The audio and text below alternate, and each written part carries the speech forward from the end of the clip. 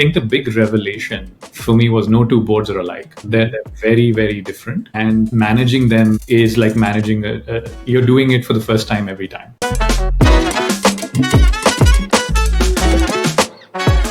We keep hearing that culture eats strategy for breakfast. I also read somewhere very interesting quote which said strategy and culture should go for breakfast together. And when I think about the topic of culture, when I think about board, when I think about startup, there is so much happening and there's so many different dimensions of how a startup can evolve or not evolve thanks to their culture, and the role that boards can play or not play in growth of that startup to be able to get where they need to get. So Sunil is going to join us today to talk about culture, startups, and boards. And I thought it will be great to have his wisdom and his experiences shared with our audience. So, Sunil, welcome to our show. It's really, really nice to have you today, and I'm looking forward to our conversation. Thanks for having me, Karunesh. Looking forward to our chat as well. I always say this that most of the startups want to be a big company, and most of the big companies want to be like a startup.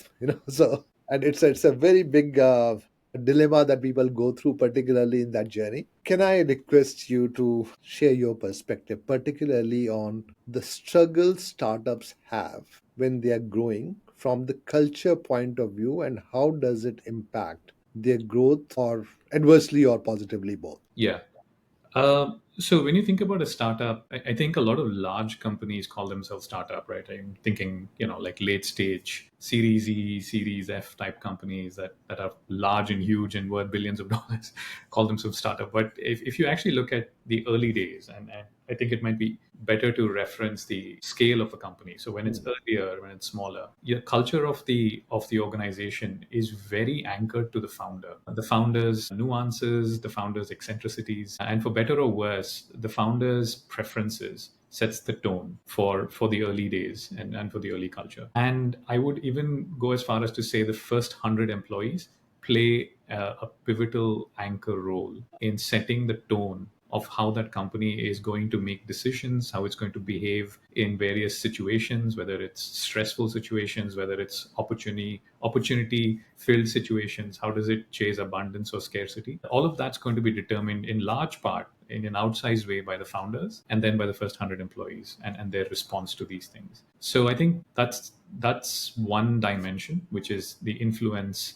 of the individual is greater. The second dimension is those first 100 employees, for better or worse, determine your destiny. And a lot of startups have this dilemma between hiring people who are ideal or hiring people who they want versus the resources they have to bring those people on board. So you may want the world's best engineer or the world's best expert in an area or the world's nicest human being in your startup, but you may not have the resources to bring them on and keep them on. And I think this trade-off that founders make or the early stage CEOs make also influences culture to a large degree. And the third dimension is resources. So the more resources an early stage company gets, and depending on the choices that company makes to deploy those resources, that influences the culture of the startup or the company itself. So these, in my view, are three dimensions really. So the gravity of the preferences of the founder, the first 100 employees,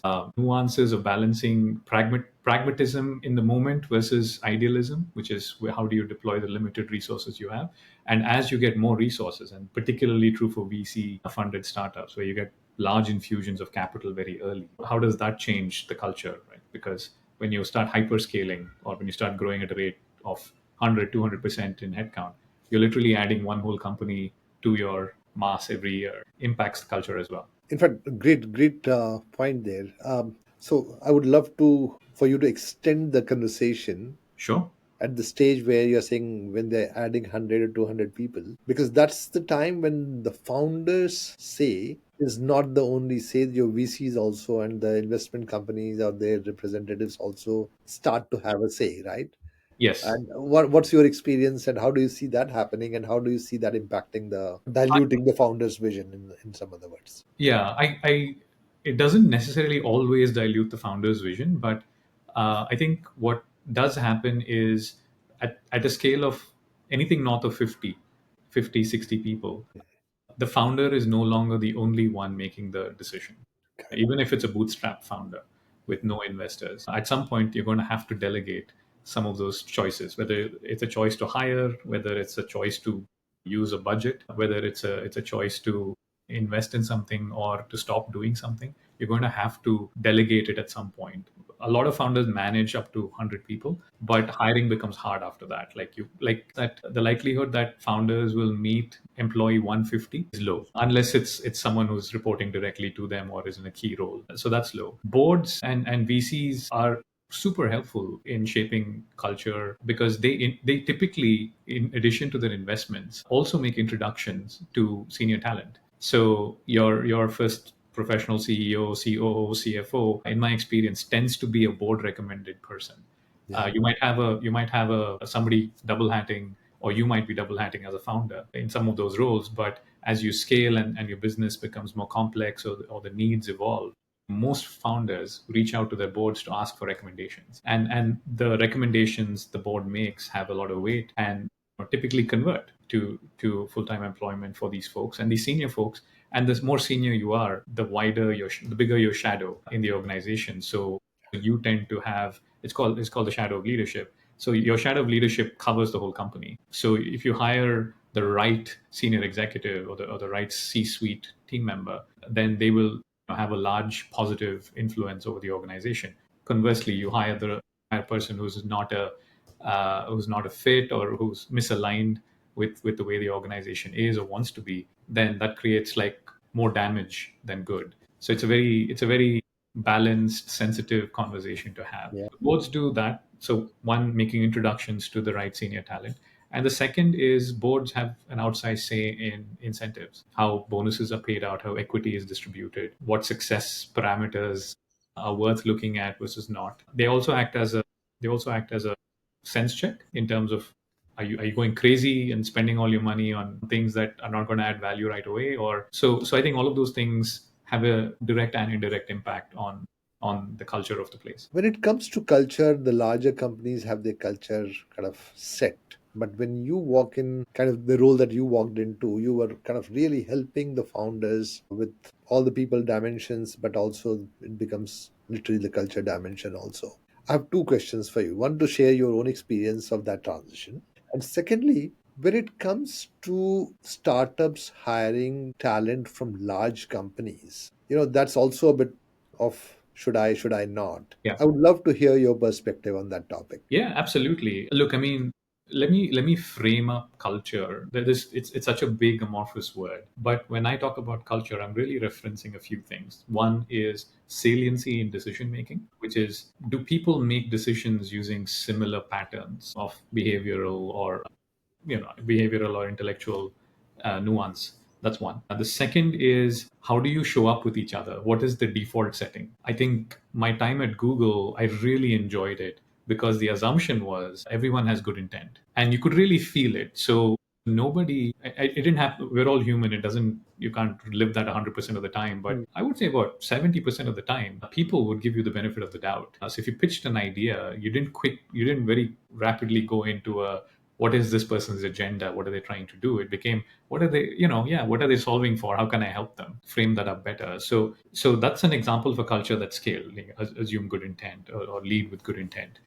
The and that's a parameter as well, which is, how do you show up with each other? The third thing is, what do you do when there is an existential question in front of you? What choice do you make? Like, what do you amplify? Do you amplify the self? Do you amplify the team or the collective? Do you amplify the customer? So Amazon, when I was there, was great. Everything was the customer. Funny story there, like, the vending machines didn't have light bulbs in them, because there was a culture of frugality. But if a customer wanted something, there was no budget. You could do whatever, you could spend how much ever you wanted till you got it right, to fix that problem or to solve that experience for that customer. So there, the customer was more important than anything else, really. So you could you could get an unlimited budget for anything customer related, but anything internal was like, put through the ringer. So I think the focus of the impact the organization's having, or the focus of the mission. And the last piece is how consistently do people describe where they are. So if you ask 10 people within the organization to describe it, will they use the same 5 or 6 adjectives? And that's the real acid test. So anytime I've joined a new organization or I talk to a company as they seek advice, I try and meet as many team members as I can and I ask them to describe it. Usually there's a scattering of words, but there's 2 or 3 words that will emerge as like consistent, and that becomes sort of the anchor point for what the culture is, Right. and then you build on that. So those are the 4 dimensions of culture. Going back to when I describe culture, Mhm. going back to the question on big company hires into startups, I have been the big company hire into a startup, which is like, and I can tell you, my founders are always nervous. They're like, "Will you stay? Will you go? Do you get upset?" Like, there's this sense of, will this guy work out?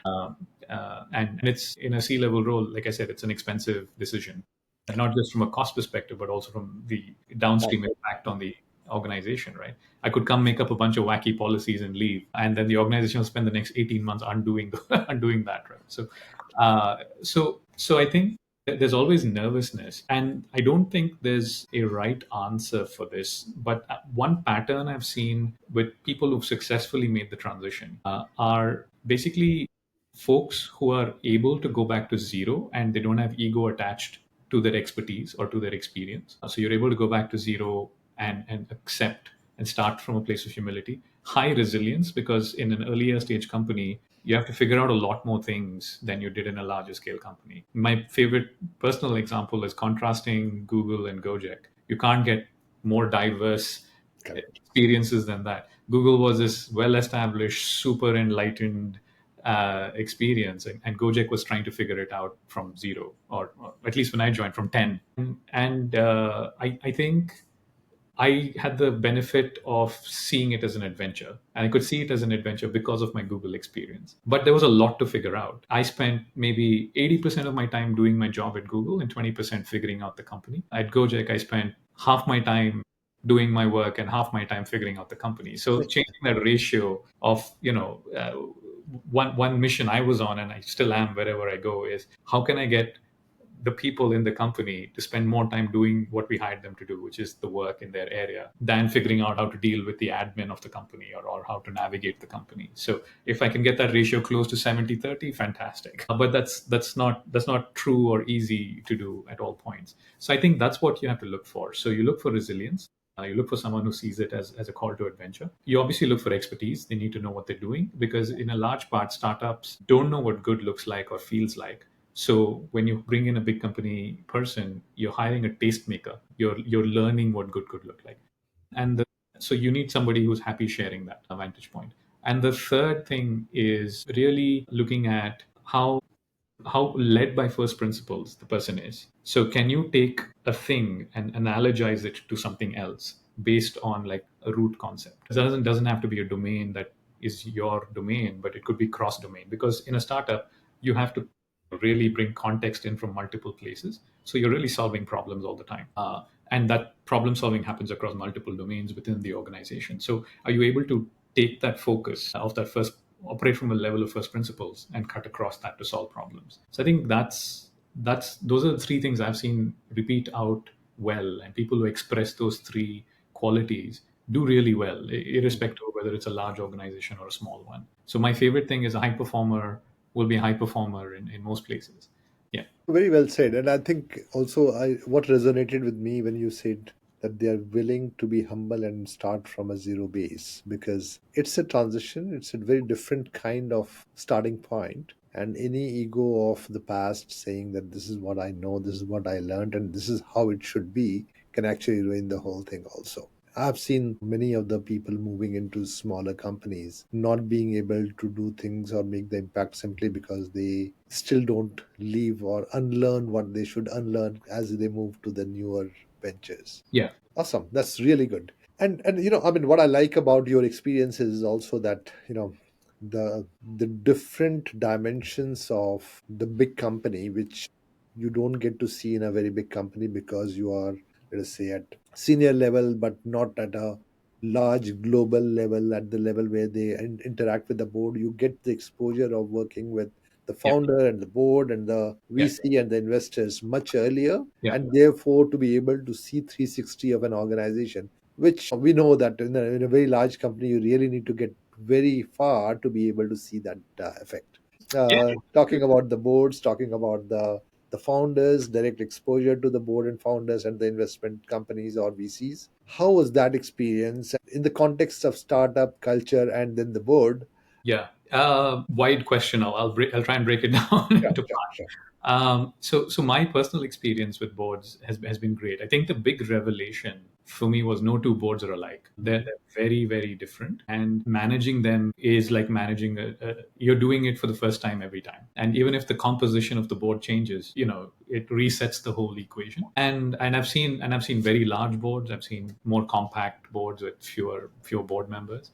And the context varies, right? And the incentives vary. I think VC boards versus public company boards versus PE led boards, versus NGO boards, mission oriented boards, I like to call them. They operate very differently, and that spirit of every individual board member's nuance and context really goes a long way in shaping the experience of the board, and therefore the decisions that the board makes for the company and the shareholders, right? So I think that's one revelation for me. So if you ask me, hey Sunil, can you tell me about your experience with board?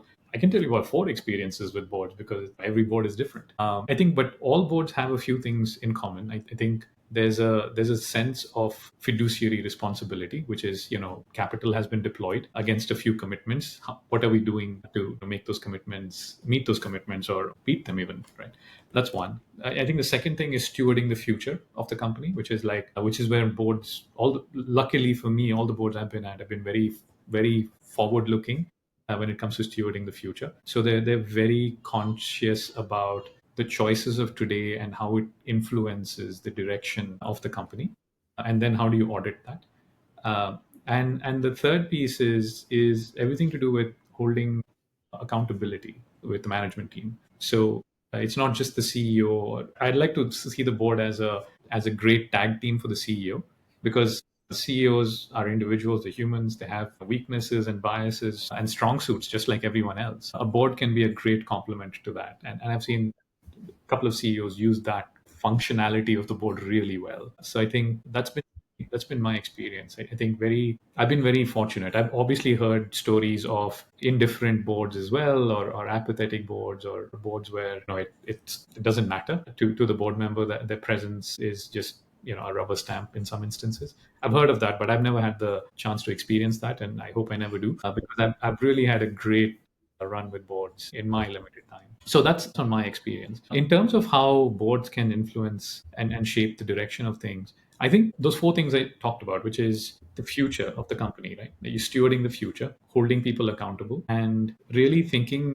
the CEO and the management team to think deeply about where the strategic advantage is.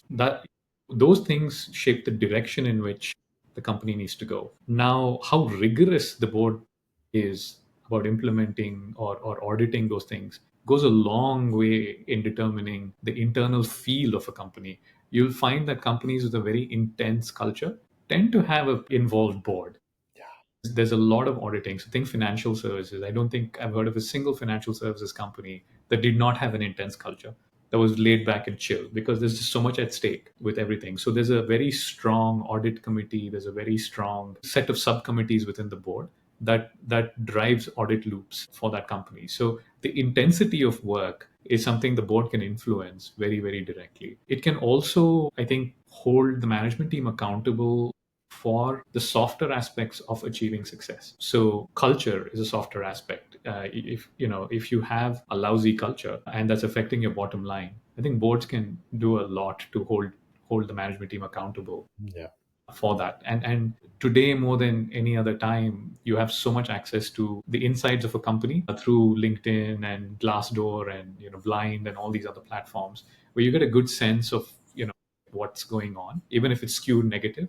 At least you have a sense of what's not working. And I've seen boards use that information to find out like what's happening if we're losing top talent. I think the questions I have gotten grilled on the most at the board level have always been at pivotal moments related to our spends around people. It's not so much don't spend on people, it's so much about are you getting return on investment for your spend, and who is your top talent, why are they top talent, and where are they going, like are they in the company, are they in a succession pipeline, are they leaving? And I think those are the three buckets of questions I've gotten the most around it. So it prevents, they act as a great mechanism against like a peanut butter strategy, right? If you have a Yeah. weak management team and rewards are distributed evenly across the team without differentiating high performance and low performance, then the board asks questions. I think my favorite question was and luckily I had this data handy, but my favorite question in a board meeting was, what percentage of dollars went to your high performers in the annual review cycle? And I was able to luckily say 68% of all our dollars went to high performers, which is great. uh, so I think that those are the kinds of like incisive questions and audits, mechanisms of accountability the board has at its disposal, that really influences the experience of work in an organization. This is great, great perspective. Thank you so much, Sunil. And I know this was a very open-ended, but that's exactly what I wanted to hear, because you could actually kind of put the right points across, touching all the aspects. One again, another curiosity. I mean, we as at board matchup, we keep talking about, or rather, I would say, encourage Yeah, startups to kind of form a board, even if they are not required to. I normally suggest to form an advisory council or advisory board or yeah, something or the other, yeah. which can open the doors for them, which can do multiple different things. But a lot of people ask this question, that what is the right time? When do we actually go out and look for people, and what kind of people? Any perspective on that? I think if you're navigating the hairy waters of product market fit, if the product is still iterating and you're nowhere close to getting out of beta, or you're still, your your customer segments are not clearly defined, it might be too early. You might want to lean on an advisor. You don't even need a council, just a couple of advisors, Hmm. who can help you think through the problem. You have founders who are crazy good at discipline, both self-discipline and at keeping their teams disciplined about things. And you have founders, which is most of them, who are not good at that. They're very good at ideating. They're very good. They over-index on the thing that made them amazing. They're good at finding the anti-pattern, Yeah. and the discipline stuff becomes hard. I think if you have some self awareness and you know that that's where your energy would rather be spent, having a small group of people that can hold you accountable to the promises you make yourself. Now, I know people who've done that through coaches, team coaches, group coaches. They've done that through an advisory board, like you mentioned earlier, which is no stakes, volunteer only, but someone who can hold us accountable. And I've seen people do it through a formal board. That's there's skin in the game, there's money there. So I think that's possible. So I would say a board is great at that scale. But then a board can also, it's not just, a lot of people view it as an obligation, but it's not just about the obligation. A board can really unlock a lot of things. If you're an enterprise company, they can make introductions to enterprise customers. Like they can unlock like opportunities for you. They can give you access to great talent. They can give you access to other investors, because most investors are in similar circles. They can give you access to insights from the industry that are not obvious, because they may be on the board of another company in the same space. So there's a lot of value that a board can bring to you. The question is, do you have the bandwidth or the capacity to absorb that value and manage the relay, because it is a thing that needs to be managed. So do you have the bandwidth to do it? And I think that becomes the question. So one is establishing intent, which is, what do you want this thing to do for you? Do you want it to be a brainstorm session? Do you want it to be an accountability partner? Do you need one person, two people? Do you need a group of people to do that for you? Do you need, that's one. And then, or is it more about value unlock? Can you make, like, can I get somebody to be an advisor for me, and as part of their advisory, responsibilities or impact that they will have at the company, can you get me great talent? Can you get me access to or introductions to other companies? Can you do all of this, right? So I think, and once you bring in capital, then you obviously want oversight of that capital. And if I was giving a significant percentage of the company, I was funding a significant percentage of the company, I'd want to know what was going on. And the best way to do Exactly. that is from the vantage point of a board. So I think once you raise external money, that equation shifts a little. But if you're doing this pre-money, I would recommend going with a smaller group of people. Either focus on whether you want an accountability partner or somebody who can make introductions or somebody who can brainstorm with you on iterate with you on the journey of your service or product. I love this. I think you very clearly articulated no one size fits all, so I can see that. And also the what are we trying to achieve out of that, so the intent of that, what we want to use that for, and how do we actually leverage that group to be able to do based on where we are in that journey. So very good. No, thank you for that, Sunil. Lovely. I mean, I loved the conversation. We could go on and on, but I think this is Yeah. a great way of wrapping up. But I took away few very good nuggets of wisdom from you, Sunil. One was when you mentioned about the founders and the way they operate, and at that stage, how does it work for a big company person to move into a startup, and your personal experience that you added to that was excellent to hear. I also took away the fact that culture we can easily translate into those three or four very clear dimensions. You may see on my website also we use culture very systematically because we want to make sure that we are able to talk about culture in more structured way than a very fuzzy fuzzy way as we a lot of people do that. So I like the way you structured it very clearly, and I think it's important for the startups to be able to look at that.